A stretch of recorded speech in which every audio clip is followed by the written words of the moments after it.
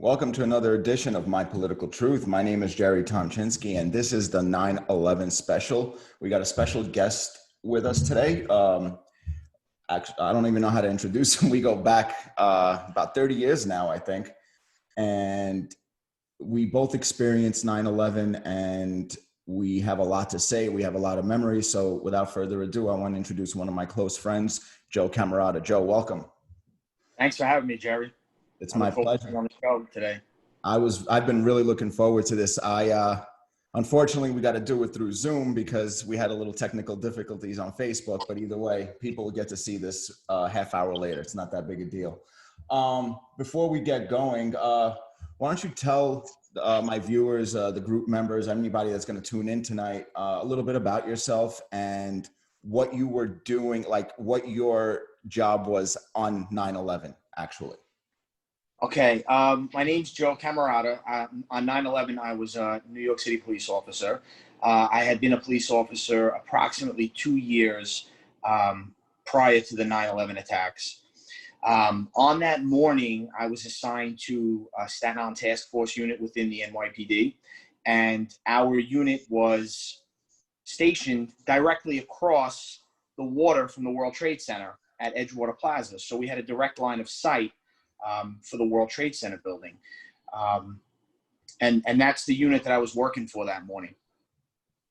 So being stationed there, as soon as that first plane hit, you had a direct view of what was going on. Yes, well, my tour of duty started that day at approximately 9:05 in the morning. Oh, okay. So as you can imagine, coming from one side of Staten Island, the South Shore, where you and I grew up, it was about a 35, 40-minute ride in the morning. So I was en route when the first tower got hit with the first plane. So that was about 8:46 a.m. I received a phone call from my partner at the time that had told me, hey, listen, Joe, the World Trade Center got hit by an airplane. Are you on your way? So I said, of course I'm on my way. And he had a tour change. He started 8 o'clock that morning because I believe he might have had an arrest that he had to report to the DA the next morning to draw up the arrest. So he was in early. Obviously, at that point, when the towers got hit, he got redirected back to the command. So I was en route in my private vehicle on the way to the command. I also started receiving phone calls from family members saying, hey, look, the World Trade Center got hit by an airplane. And obviously, like everybody else felt, we all thought it was maybe a small plane and maybe the pilot had the plane malfunctioned or the pilot might have passed out and a small plane hit. Yeah, I remember vividly when I first heard about it. And, I was working for my dad's glass company at the time in the city. And we were supposed to be working across the street at 90 West Street. And we were picking up some parts from what I remember that morning for the job that we had to do. And all of a sudden we hear somebody say, yeah, an airplane flew into the World Trade Center, like very nonchalantly, like it happens every day. And I'm like, did you just say that a plane flew into the, okay. So now we're driving to 90 West and we're in the tunnel in the Battery Park underpass going from the, South Street Seaport to the west side, east side to the west side. And we remember we forget something at the shop. So we got to make a U-turn, go back. And as I'm coming out of the Battery Park underpass on the other side, everybody stopped and looking up. At this point, it was maybe 17, 18 minutes later. And we're like, what's everybody looking at? We get out, we're staring. And as we start staring, within the first 2 minutes, the second plane comes flying in. As you can imagine, all of us. So you actually had the actual live account. So I was getting my information through the radio. I was getting my information through the phone calls, cell phone calls. And again, while I was en route, I got the call from my partner. I got the call from family members. And about 15, 16, 17 minutes later, at 9:03 is when the second plane hit. My partner had been dressed already in the parking lot across the water in Staten Island, observing the first fire from the plane and saw the second plane fly into the building. He immediately called me back and said, is this an explicit, are we free to speak? Is this an explicit? You're free to speak. If you're quoting, you're free to speak. You say whatever you want. Right. I mean, his exact words to me, and again, excuse my French, were, Joe, a second fucking plane hit the World Trade Center. We're under attack. And at that point, as you feel probably right now, when I said that, you get a chill, and I'm like, okay, we're under attack. This is serious. And at that time, I knew my younger brother, who was, I mean, at that time I was 24. My brother was, my brother and your friend was a year younger than me. So he was 22, about to turn 23. And he was down there as a New York City fireman, a brand new New York City fireman that had been in the firehouse only about 7 or 8 weeks. Yeah, I was thinking about that, and I smile because, you know, I think back to right when your brother graduated the academy. You remember what we did to celebrate? Yeah, we went out. I think we rented a limo, right? If I'm not mistaken, we rented a limo, and it was about 15 or 20 of us in a huge stretch limo. And I forget the club we went to. You would probably remember better than me. Metropolis in Queens. Metropolis in Queens, and you know, it was an awesome night. We had awesome company, awesome friends. We partied, and I think at the end, it might have been a little. Why I'm bringing this up is that's the last time I saw Michael. And yeah, I know what you were going to say. We caused a little mischief that night. Yeah, I think the trouble might have found us because we were getting into a limo and there was words back and forth. But I think we handled ourselves, but it worked out. There was no trouble, and we just we left. We had a good time, and that was it. I mean, yeah, and I, you know, you said you'd probably remember the name of the club, and I do remember. And the reason I remember it's because it was the last time that I saw Michael. That was the last time. I know you guys were at a block party about a week later. I was supposed to get there. I never made it, but that was the last time I saw Michael. And I didn't hear that Michael was missing until late that night. I had no idea until late that night. And then I heard other names and other people. And what seemed so surreal to me all day became very real at the end of the day. You know, right. It became surreal. First of all, it took me 9 hours to get out of Manhattan and to get to my grandmother's house in Brooklyn. And then another 3 hours to cross the bridge to Staten Island. But when I was crossing the bridge to Staten Island, there was no toll operators. Everybody was in the city. That was the eeriest thing I've ever experienced, going over the Verrazano, nobody stopping to pay tolls. As you know, that was before Easy Pass. Right. Yeah. So we that morning, my unit, you know, as I'm now starting to, you know, we hear the second plane hits, we start heading down there. I talk about an eerie feeling. I'm going to piggyback off what you said. As I get to where our command was, and I pull into Edgewater Plaza in Staten Island, I see cops just running into the building to get ready, cops running down to get ready, police officers running, you know, towards their police cars and backing up police cars. It's just mass hysteria. And I remember pulling through, parking my car, running, seeing my partner like standing there looking at the building, and I just stop, and it's slow motion. And I just, you know, like when you see in a movie where it's just like, and I look and I see both the towers on fire. So I run up 5 flights of stairs because I'm not getting in an elevator at that time and risking an elevator getting stuck. Run up the stairs, get dressed, run down the stairs. We get in the cop cars, caravan over to the Staten Island ferry, because that was the best unimpeded access into Manhattan. Right, at that time, yeah. We already knew bridges, tunnels, roadways. Everybody stopped. Everybody's out of cars. So about a half a mile to a mile away was the Staten Island ferry. We all load onto the Staten Island ferry in uniform. The ferry boat starts to go. We get about halfway in between Staten Island and Manhattan. And for your viewers who may not know that aren't local to New York, or maybe for different countries or different parts of the United States, it's about a 5-mile body of water between Staten Island and Manhattan. So we made it about halfway, and the entire time we're on the deck of the Staten Island ferry, which, by the way, as you could recall, was one of the most beautiful days it started as. The weather was absolutely amazing, 76 to 80 degrees, no humidity, crystal clear skies, beautiful thick clouds. And as we're looking out towards Manhattan, the 2 twin towers are on fire and smoke. So as we get to the midway point, one of the towers just disappears. And again, we didn't have the opportunity to see it as you may have seen it, or the viewers on TV seen it, where the buildings came down, boom, boom, boom, boom, boom. What I saw was 2 towers standing, 1 disappears. And at that point, I knew my brother was a young fireman. I knew he was reporting for duty that day. I knew he was in Lower Manhattan. I knew he was there. And at that point, and again, you know how close Mike and I were, at that point, I knew he was gone. They stopped the ferry boat. The captain of the ferry boat had stopped it. My captain was going back and forth with him, trying to move the boat forward and keep going because we knew we had to get there. It was about 10 or 15 minutes, which felt like the longest 15 minutes of our lives because we wanted to get there and help. And at that point, we started to go in again. And once we arrived in Manhattan and to disembark the ferry with the cop cars, we come off, we start heading towards the Trade Center. Building 2 comes down. All the dust, ashes, rubble, debris. Now it's hitting the vehicles, and obviously we couldn't fully get there because the buildings created a barrier of debris that you couldn't really drive there. But it wasn't until many years later, one of my colleagues had told me, "What happens if that boat never stopped for that 10 or 15 minutes?" Because as we pulled into the port and went left is when the second tower came. We may have been at the base of the building because that was our captain. Our captain was, listen, we're going to take charge. We're going to go there, and this is it.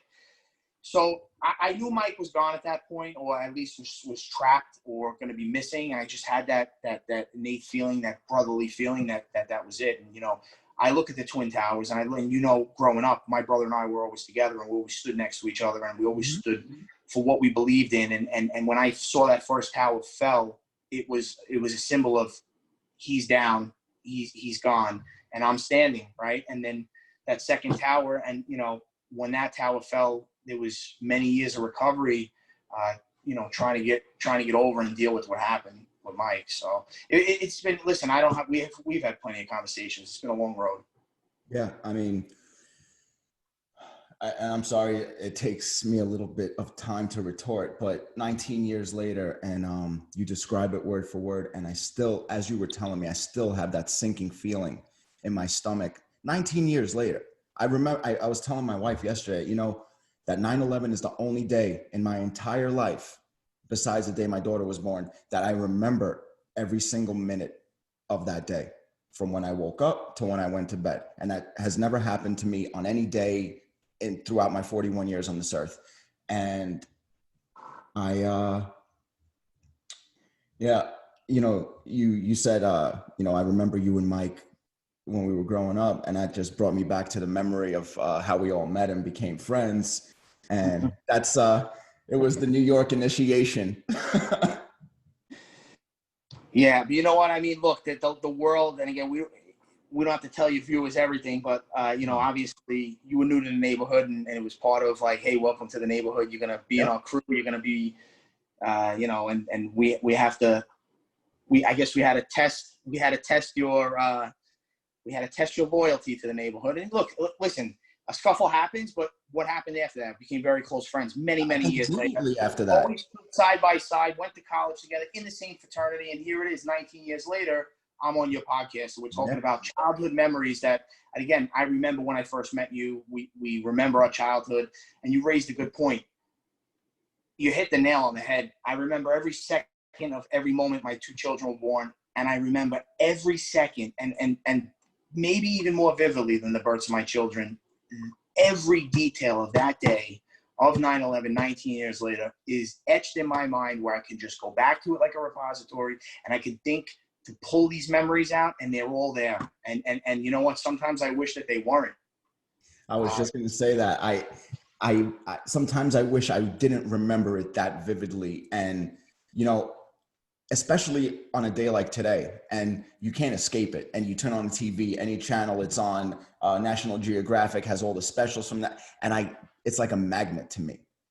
As difficult as it is to watch, I do it every year, and I do it for a reason.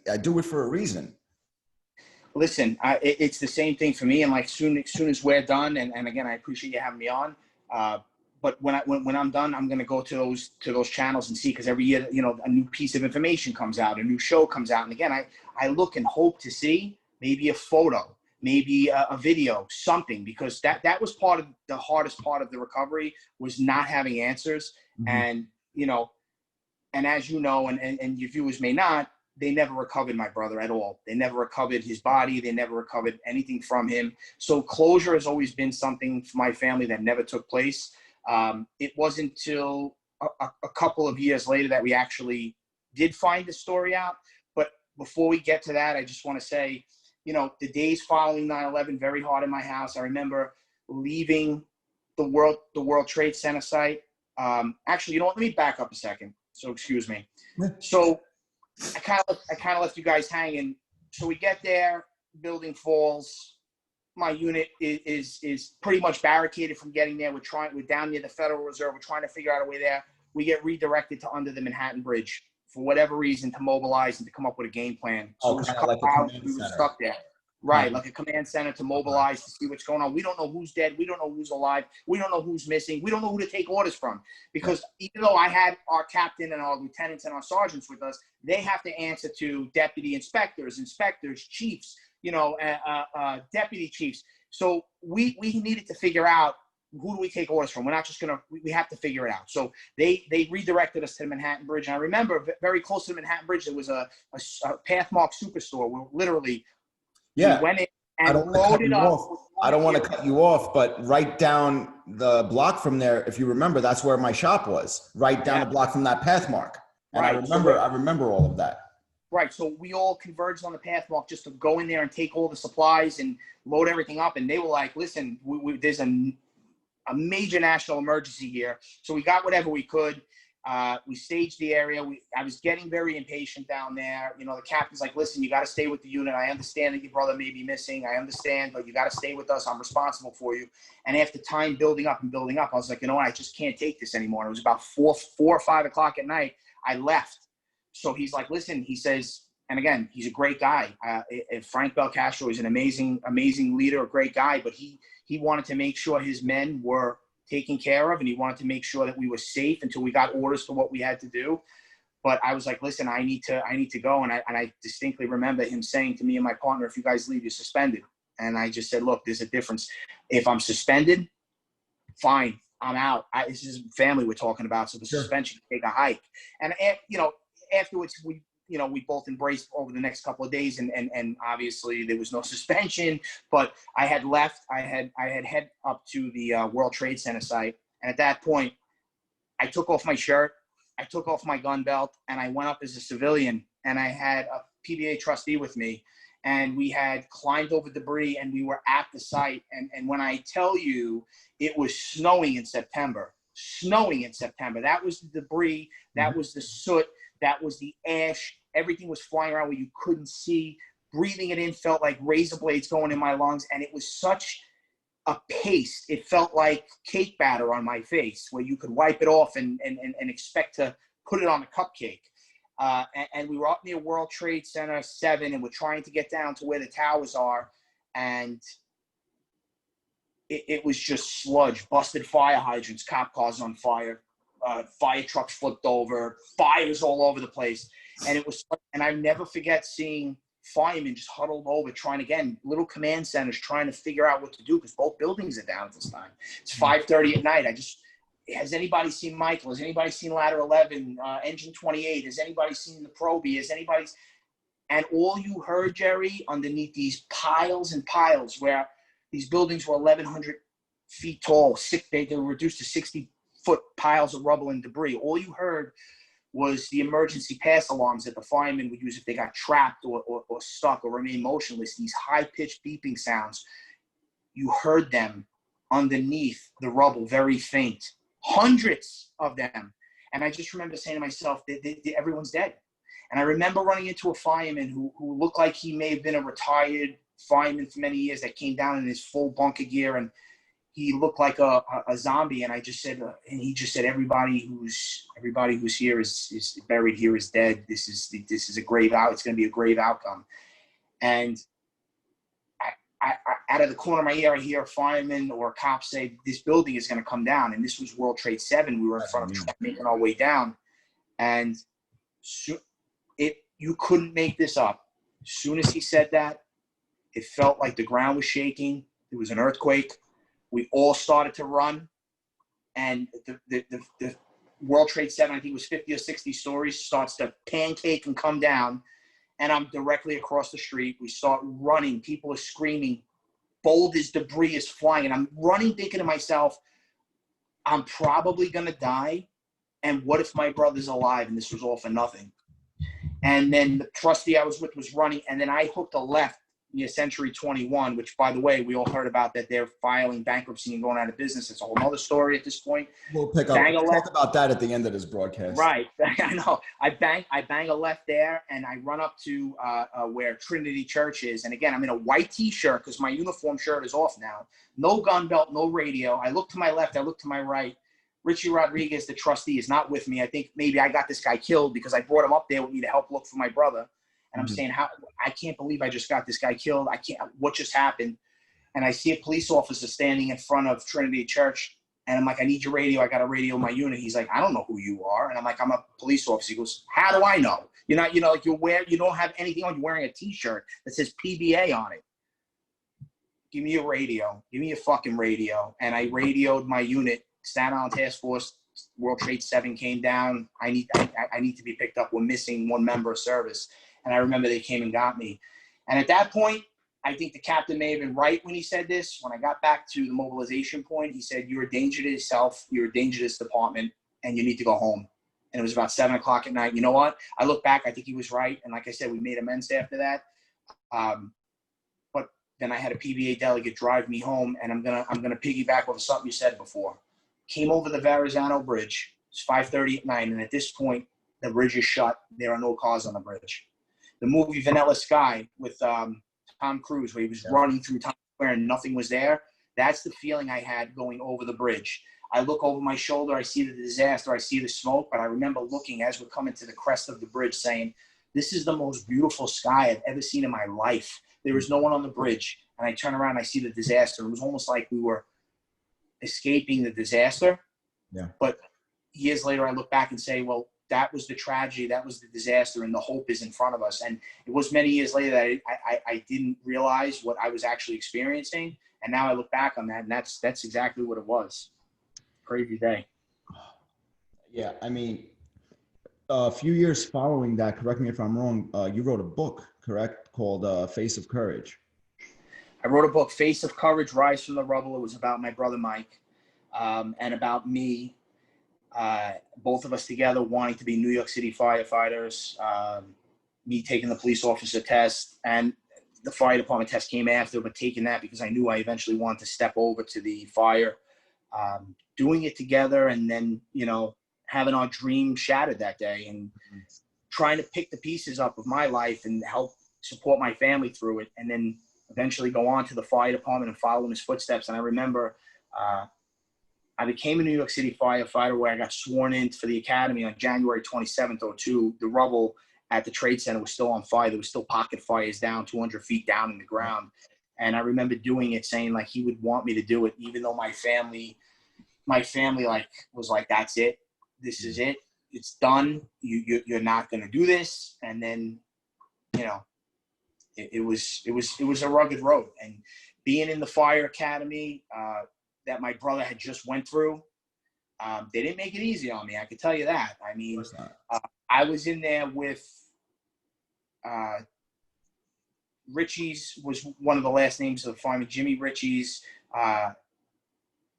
and let's see, Paul Pansini's brother, Joe Pansini. There was a few of us that lost brothers. There was 3 of us that lost brothers and 1 son of a chief.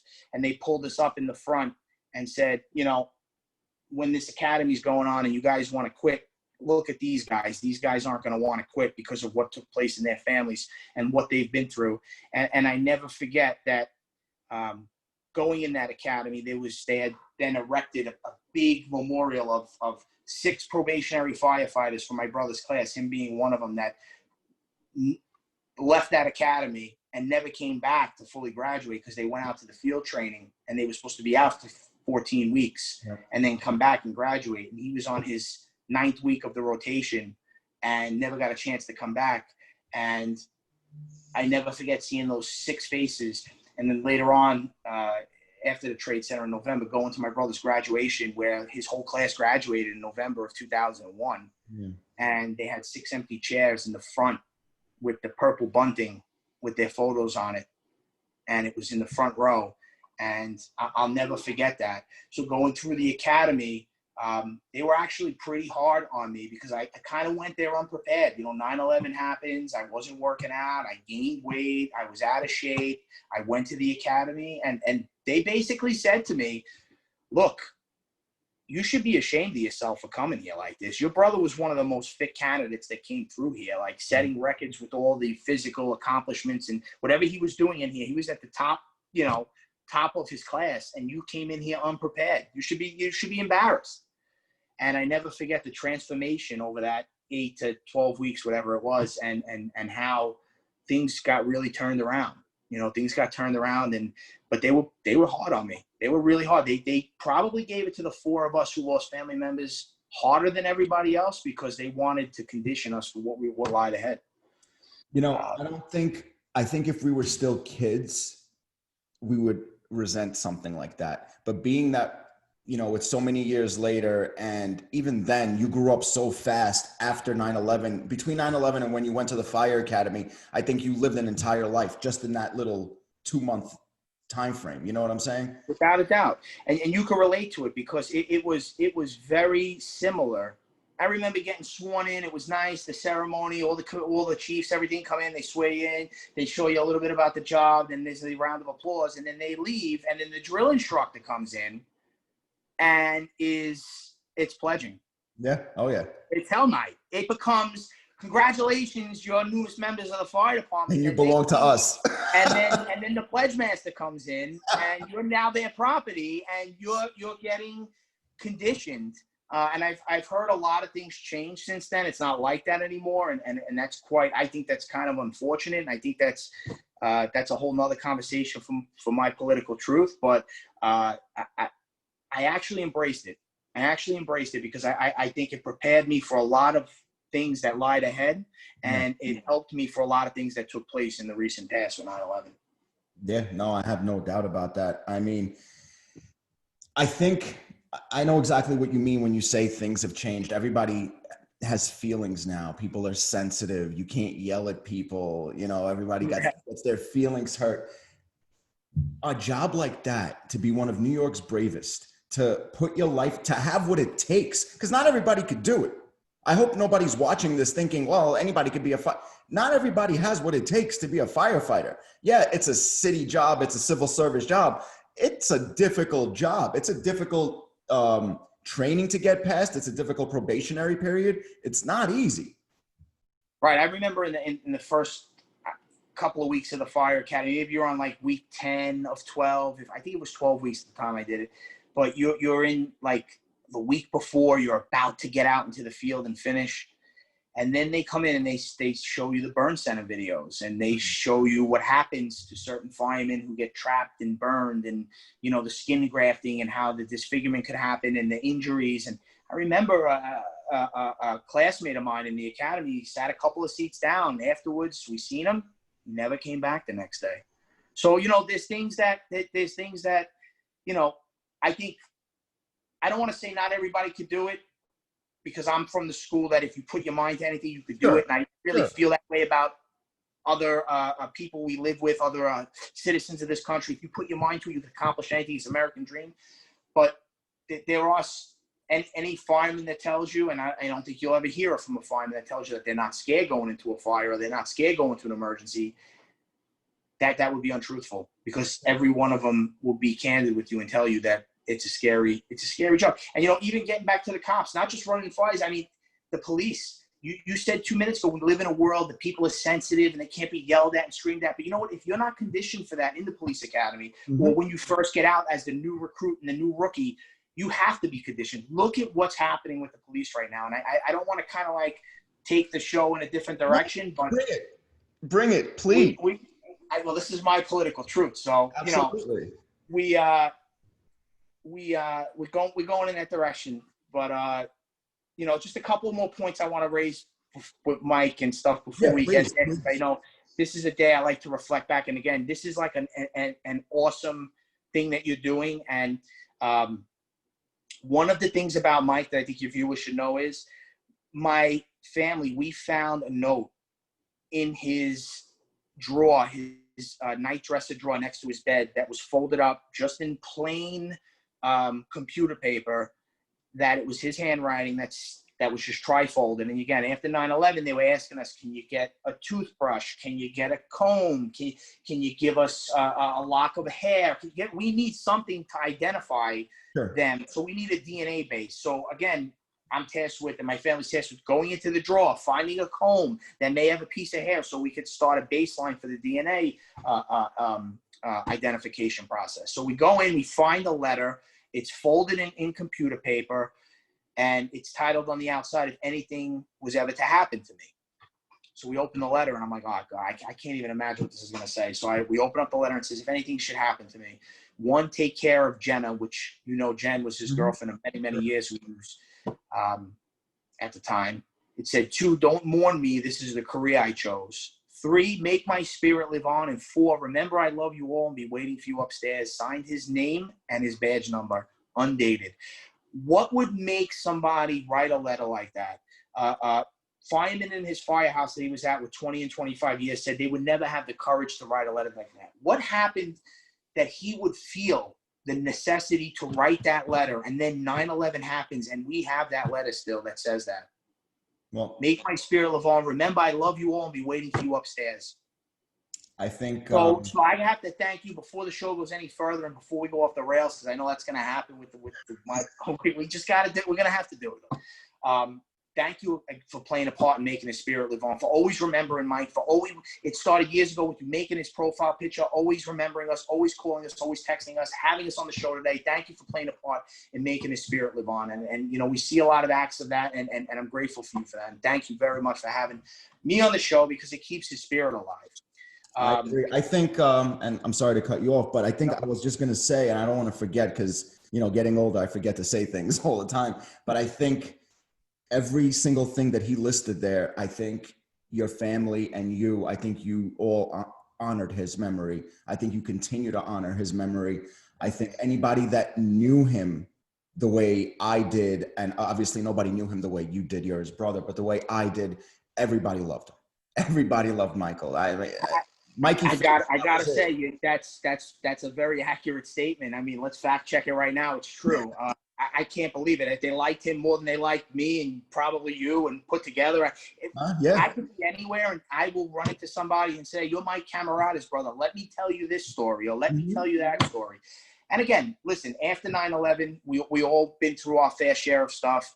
I'll never forget, there was one night that I was out, and again, 9/11 happened, I was 24, so maybe when I was 25 or 26, I was out with a couple of friends. We might have been at a nightclub or a bar, and it was like a little rumbling of something that may happen, not to say we had anything to do with it, but there was a rumbling of something that may have happened. I never forget allegedly getting tapped on the shoulder by a guy that was bigger than I was, and was like, you're Mike Cammarata's brother. Don't worry. Everything's under control. We have your back. And I'm just like, this is unbelievable. Like, I don't know who these guys are. There's 2 or 3 guys, never seen them before. So anyway, nothing ever happened. And we ended up all having a toast or whatever. And I found out after the fact that my brother had met this crew of people in Brooklyn, became friendly with them. And, it was 3, 4, 5 years after 9/11. And here it is. They just tapped me on the shoulder and say, we knew your brother. We loved your brother. And that's all we need to know. Yeah. So if you have an issue, we have an issue. And you know what? I many times I've run into people, and I enjoy the stories. And, sometimes people are hesitant to talk to me about Mike and 9/11. They're like, you know what? We don't want to go there because you might have, might make you upset. I absolutely love to hear the stories about Mike. And still 20 years later, I'm hearing new stories. I'm getting messages on Facebook from people across the country that ran into him, or a former cop friend of mine that was in the academy with me. She went out to Iowa recently, and she travels the country, and she's into CrossFit, and she went to an Iowa CrossFit gym for a workout during the day, and happened to walk in, and they were doing a workout in honor of Mike. The workout of the day was in honor of Mike, and it was geared around what the fight. It was amazing. That she reached out to me after 20 years. I haven't seen her, and said, look, they remember your brother in Iowa. They don't even know who he is, but they know his story. They never met him. They know his story. And it's pretty amazing. Just 2 more points I want to bring up. So that I mentioned before, finding out what happened and having closure, and never having closure because we never found him. In 2003, if you remember, and your viewers may not know, in 2003, There was I don't know if it was the Daily News or New York Times or New York Post. The papers were a lot different back then. I'll just say that. Yeah, But it the might New have York been Times, if I remember, New York Times still had some credibility back then. right, maybe. It might have been. It might have been the New York Post. I don't remember. I think it was more of the one that was geared towards like civil service. But they had. It was an article. It was called Blood Brothers, and it was about the blood bank having blood samples of some of the firefighters that responded to the World Trade Center that were never recovered, that offering it to the families to say, hey, look, you may have something to lay to rest. And the way they got that blood was when you were in the academy, they asked you, would you volunteer to be a blood donor in case somebody, or for a bone marrow match, in case somebody needs a bone marrow transplant, we have your blood, we could test if you're a match. Would you be willing to do that? And Mike was one of the ones that was willing to do that. He was also one of the ones to say, like, look, if you join the Columbia Association, you're a member, you know, you have a small life insurance benefit, you know, who do you want the beneficiary to be? And he said, I want to redonate it back. You know, this is the kind of selfless things that Mike did.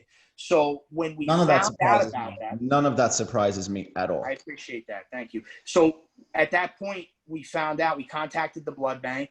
They said, yes, we do have his sample and we're willing to give it to you guys for burial. And I never forget that FDNY sent like a procession to my house to pick us up. We went to the city. They had it in like a velvet and gold box. You opened it up and it was still a viable blood sample that was in liquid form. And I'm saying to myself, this blood actually ran through his veins, ran through his heart. And this is all we have.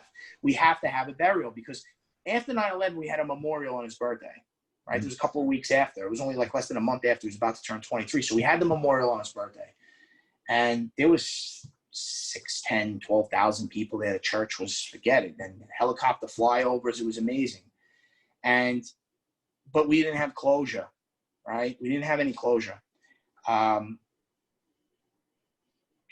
2003, I think it was June 3rd, 2003, we got closure when we buried that vial of blood. Yeah. And here it is, Mike's in the middle of controversy because you know everything with Mike was like, I'm in the middle of everything. I'm like Wednesday, I'm always in the middle of everything. And I remember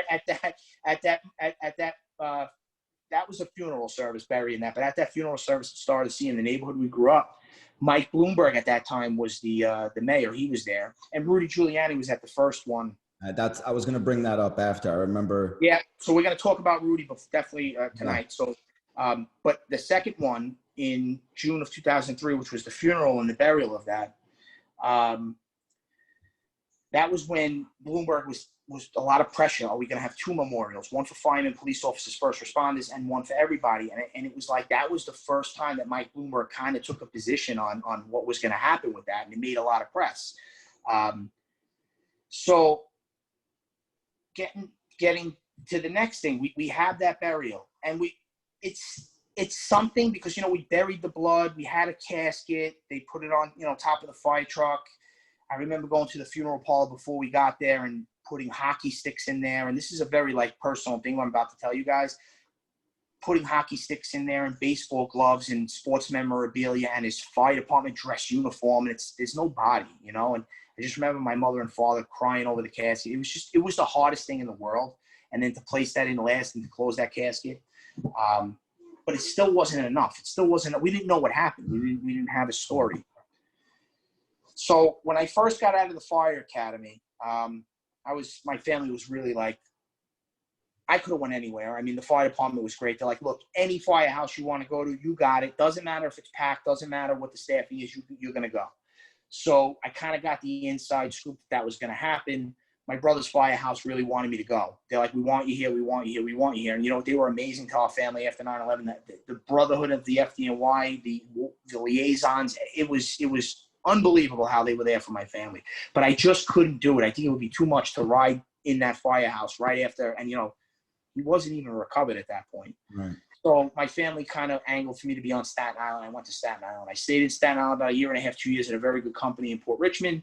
But then I wanted to expand my horizons, face my fears, go to Manhattan. So I ended up going to Engine 54 Ladder 4, which was on 8th Avenue and 48th Street, right on the corner of where the China Club was. Best night to work was Monday night for young single guys. I bet it was. The club was popping. I remember I used to do the, what do you call it? The Def Jam building across the street. Yes. And I used to see you at the firehouse all the time after you got in there. The first time I ran into you, you were standing outside the firehouse with a couple of your guys. I pulled up with my work truck. I'm like, what are you doing here? They're like, oh, I just transferred to Manhattan. And just transferred to Manhattan. I'm at the greatest show on earth right here with that, you know, the foot traffic in front, talking all the fine. It was a lot of fun there. And they made me feel welcome and at home. And again, it's more of an extension of the FDNY family when I moved to that house. So I was in that firehouse, and it wasn't that long I was in the firehouse, and I was, you know, just getting to meet all the guys. There's 50 guys in a firehouse. You only get to work with a certain amount of guys. It's 12 guys a shift. So as I'm making my rounds through the different tours, I end up working a very late night tour. We're up at like 12 o'clock in the morning. I'm sitting at the firehouse kitchen, and one of the old timers there in the firehouse goes, your brother was in ladder 11, wasn't he? I said, yeah. He goes, all right, listen to this. Ladder 11 was with our firehouse, 54 and 4. Engine 54, ladder 4, battalion 9 lost 15 members. They lost the most guys on the job. Yeah.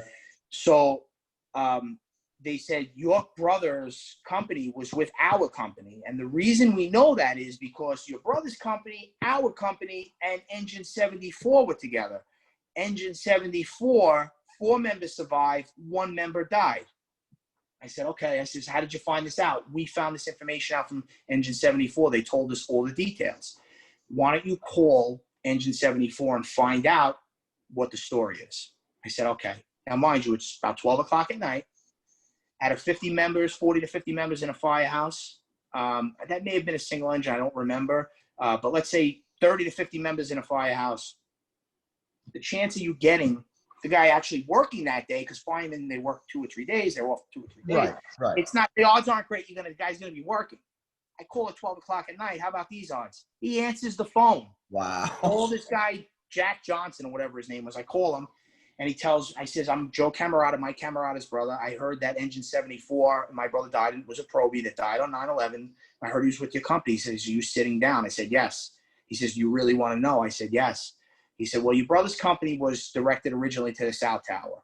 And then from the South Tower, they got reassigned to the Marriott, which was World Trade 3. Because when the airplanes flew into the buildings, wings, engines, debris crashed into the Marriott. Right. There was fire, smoke conditions. They had to do an evacuation. So they went up to the top floors of Marriott, breaking, forcing doors, getting people out. So he said, our company, 54, 74, and Ladder 11 were all together. He says, all of a sudden, the building started to shake. Everything went black. 4 of our members survived, and I believe he was one of the survivors. Okay, because when the World Trade 3 connected the North and the South Tower, when World Trade 3, the Marriott got the South Tower first collapse. The first collapse came down. Mm-hmm. It sheared off like 6/8 or 7/8 of it took the Marriott with it, but there was a small piece of the Marriott that was still standing. I remember. These 4 members were in that little pocket. Wow. Their member, Ruben Correa, was with Ladder 11. They said your brother was 10 feet away from getting out. He was 10 feet from us. Oh. We found out many years later, about 5 or 6 years later, or about 5 years later, that he was about 10 feet from getting out, and they had gotten out. So that basically concludes the story of Mike. And I shouldn't say that, because he lives on through all of us and all the close friends that we have and family members and everything. It's just unbelievable. The outpouring of support. It concludes the story for tonight. It concludes the story for tonight. But I'll take that. I'll adopt that as my own. I did want to bring up Rudy Giuliani and the memorial, and how, I do this every day, and I talk for half an hour, and I can find words about everything. And 19 years later, I still can't put into words how I felt that day of the memorial, and to see so many people from all over the city. And it wasn't everybody's life mattered at that point, and right. It's completely different situation than what we got going on now. But speak on Rudy for a minute. I want people to know the real Rudy Giuliani, and I know you got to know that firsthand for a little bit. I'm going to tell you right now that this is fact checked if it's coming out of my mouth when it comes to Rudy Giuliani. Rudy Giuliani is a man of his word, and I've experienced it, and this is the story. So Mike, being the youngest fireman, not recovered.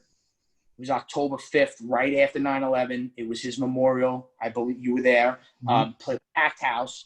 And at that time, if you could imagine, Mayor Giuliani, the fire commissioner, the police commissioners are being torn in a million different directions. Not only do they have to deal with the crisis down at the World Trade Center site that's still ongoing, and again, October 5th, it's 3-4 weeks after 9/11. It's still all happening. And still very fresh. They're tasked with the duty and the honor of attending funerals. The problem happened to be that there was 10, 15, 20 funerals a day for cops, firefighters, and rescue workers.